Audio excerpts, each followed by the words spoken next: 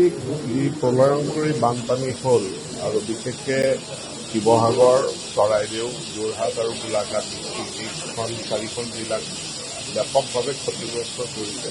ইতিমধ্যে মই শিৱসাগৰ আৰু চৰাইদেউ দুয়োখন জিলাত গৈ শিক্ষা বিভাগৰ লগত ইয়াৰ এটা পুংখানুপুংখ আলোচনা কৰি ক্ষয় ক্ষতিৰ বুজ লোৱা আৰু কি প্ৰয়োজনীয় আমি পদক্ষেপ ল'ব লাগিব সেই সম্পৰ্কে আলোচনা কৰাৰ পাছত যি যোৰহাট ডিষ্ট্ৰিক্টতো মাননীয় বিধায়ক শ্ৰী টিকেন গোস্বামী ডাঙৰীয়া, আমাৰ বিধায়ক গোৱালৰ ডাঙৰীয়া, কুৰ্মী ডাঙৰীয়া সমুখে কৰি মই বিধায়কসকলৰ উপস্থিতিত শিক্ষা বিভাগৰ লগত জিলা প্ৰশাসনৰ লগত আলোচনাত মিলিত হওঁ। প্ৰায় 376খন বিদ্যালয় আৰু এখন মহাবিদ্যালয়, TKB মহাবিদ্যালয় দ্বিতীয়, এই বিদ্যালয়খিনি ক্ষতিগ্ৰস্ত হৈছে আৰু ইতিমধ্যে বিদ্যালয়খিনি পুনৰ কেনেকৈ আমি পাঠদানৰ উপযোগী কৰি তুলিব পাৰিম তাৰ ব্যৱস্থা আমি গ্ৰহণ কৰিছোঁ। প্ৰথম পৰ্যায়ত আমি পাঠ্যপুথিখিনি যোগান ধৰিছোঁ, ইউনিফৰ্ম যোগান ধৰিছোঁ।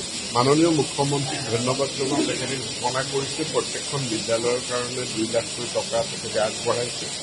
কিন্তু ইতিমধ্যে মই ইয়াত পৰ্যালোচনা বৈঠক অনুষ্ঠিত কৰাৰ পাছত দেখা পাইছোঁ যে কিছুমান বিদ্যালয়ৰ কাৰণে 2 লাখ টকাটো হয়তো জুৰিব, সৰু স্কুল, কিন্তু ডাঙৰ বিদ্যালয় বা মাধ্যমিক বিদ্যালয় য'ত বহু ছাত্ৰ ছাত্ৰী আছে তেনে বিদ্যালয়ত আমাৰ আৰু অধিক পুঁজিৰ প্ৰয়োজন হ'ব।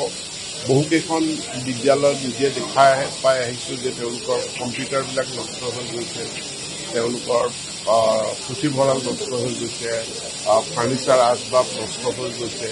গতিকে এইখিনি পুনৰ আমি যোগান ধৰিব লাগিব আৰু পুনৰ যোগান ধৰাৰ কাৰণে ব্যৱস্থা আমি গ্ৰহণ কৰিম।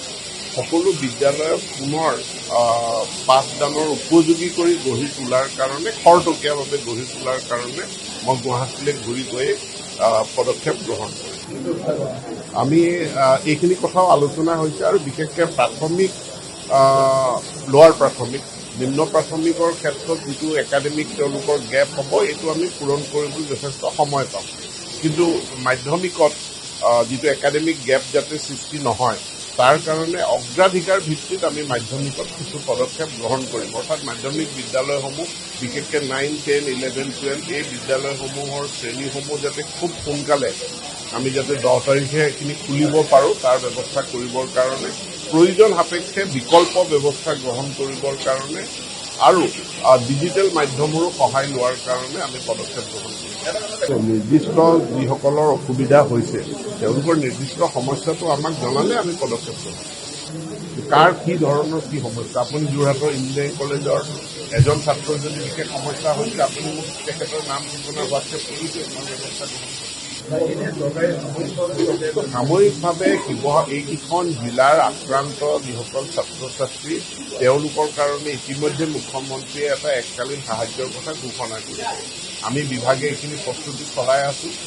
6 তাৰিখে হয়তো ইয়াৰ যেনেকৈ 15,000 টকাকৈ সকলো বানাক্ৰান্ত পৰিয়াললৈ তেওঁ প্ৰদান কৰিলে, এই আক্ৰান্ত ছাত্ৰ ছাত্ৰীসকললৈও এটা বিত্তীয় সাহায্য মাননীয় মুখ্যমন্ত্ৰীয়ে প্ৰদান কৰিছে।